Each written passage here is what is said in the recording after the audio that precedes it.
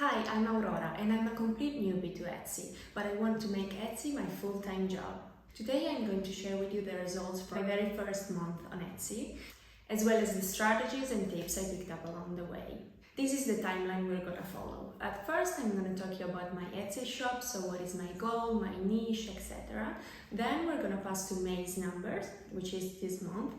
And finally I'm going to talk about tips and strategies, as I said. So let's get started. So let's start with our first stop, my Etsy shop. As I said before, my goal is to make a full-time income with Etsy. With full-time income, I mean something along the lines of $4,000 each month in profit, which for now to me it seems like kind of insane, I must say, but we'll see, I guess.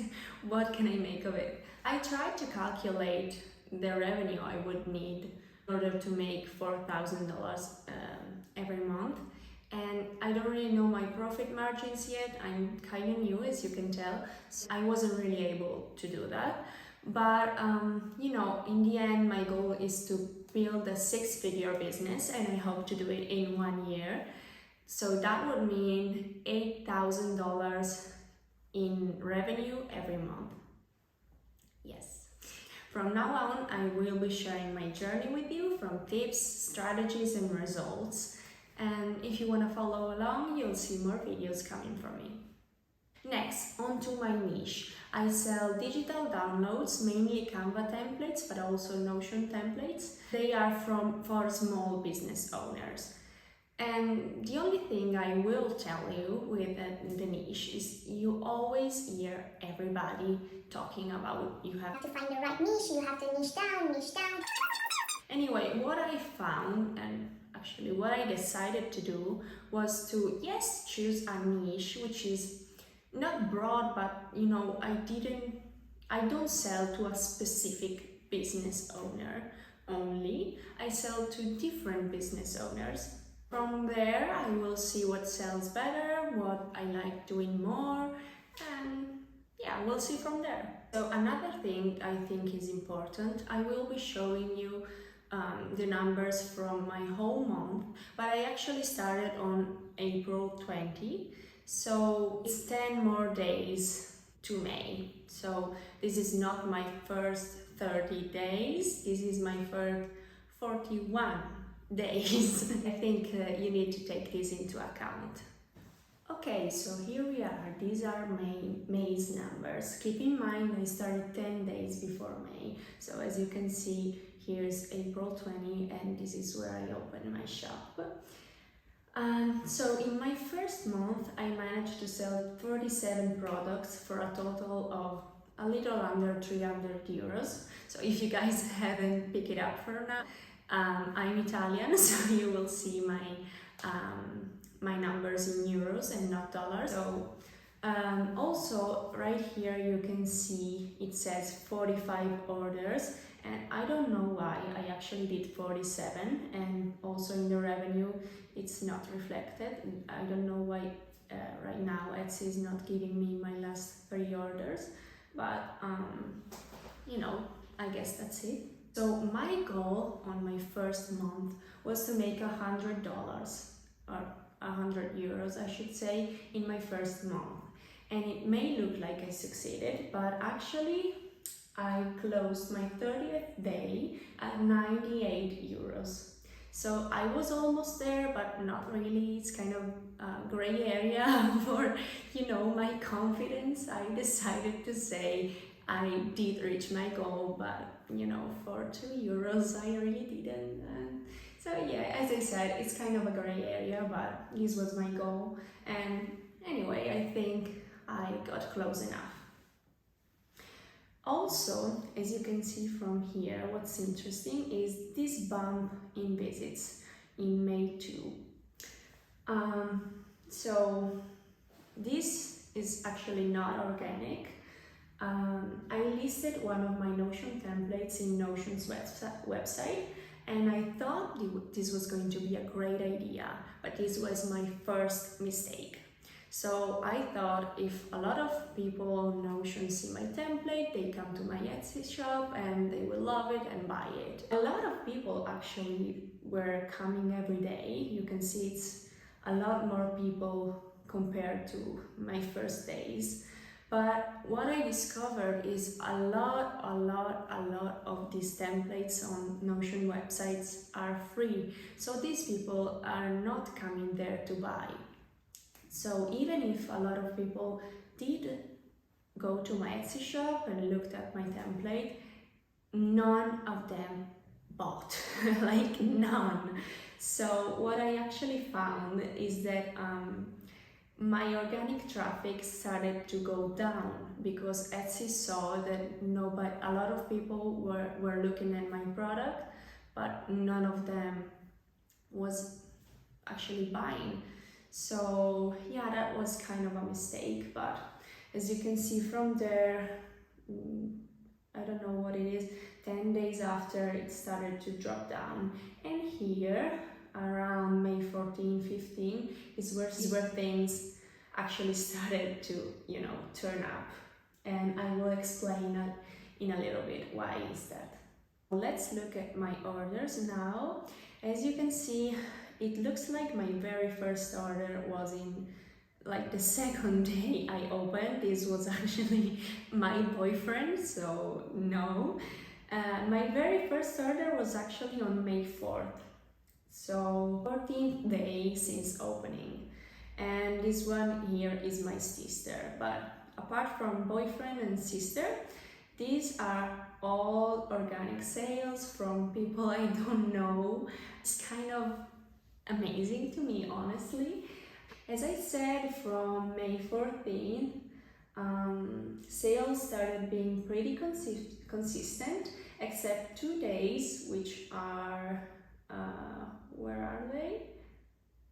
Oh no, it's only 1 day, which is the May 30, where I didn't get any order, and also here it is May 14th. But the other days I did at least one order every day. Of course, the revenue follows the order. They grow up pretty linearly until the end of the month, which is right here. I got a big spike, but they are not as consistent as they were before. I'm trying to figure out if it's normal or if it's something I did wrong. I don't really know. I will keep you posted. Also, if you're enjoying yourself, make sure to leave a thumbs up. It really helps my video. Okay, so these were my numbers. Now on to the strategies. What did I do to get, I would say a decent amount of sales in my first month? My first strategy was my listing strategy. So this is actually what I think was my main strategy. Basically, I noticed that every other Etsy seller which was successful in their first month had one thing in common, is that they were active and they were posting listings consistently. So this is what I decided to do. And at first, so my very first day, I published around 10 listings. So I obviously had to prepare in advance for that, because there's no way I could have prepared 10 listings in 1 day. So I obviously did prepare. Actually, my goal was to open my Etsy shop in April, so the 1st of April. Obviously that didn't go as planned, but life gets in the way and everything.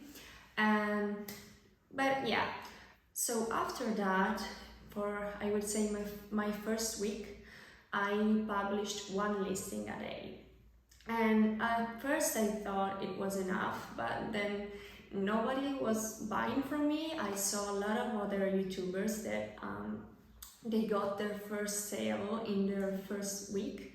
So I decided to amp it up, and as of right now, I'm still doing 3 listings a day.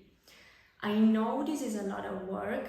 I think it takes me 4 to 5 hours every day to publish 3 listings, but of course you don't have to publish 3 new products every day.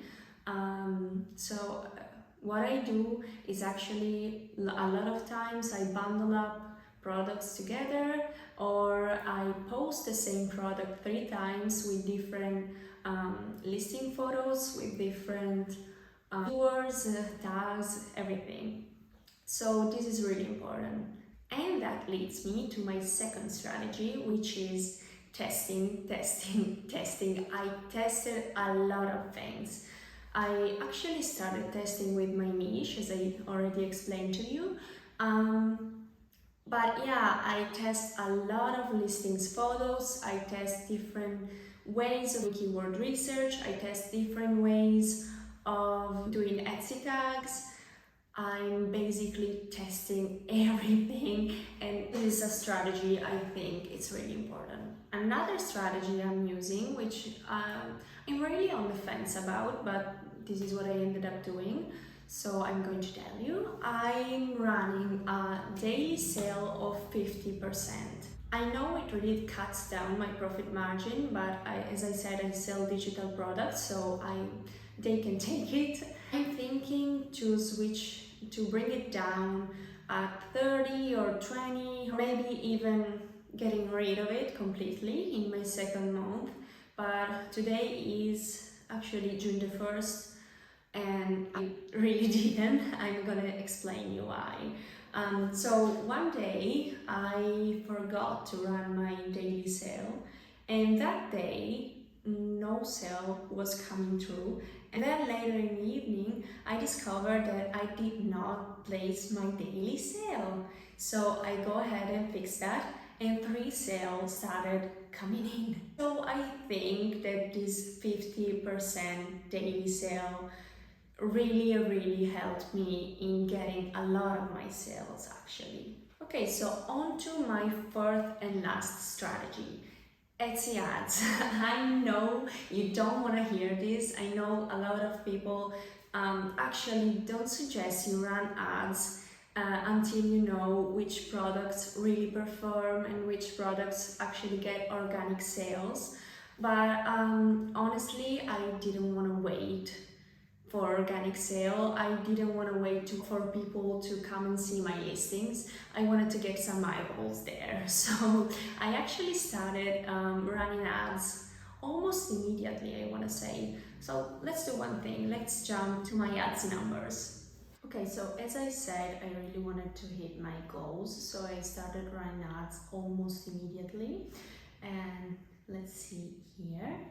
Okay, so on my 5th day, I started an ads campaign for $1 a day, and this campaign, it didn't bring anything, like nothing, no sale.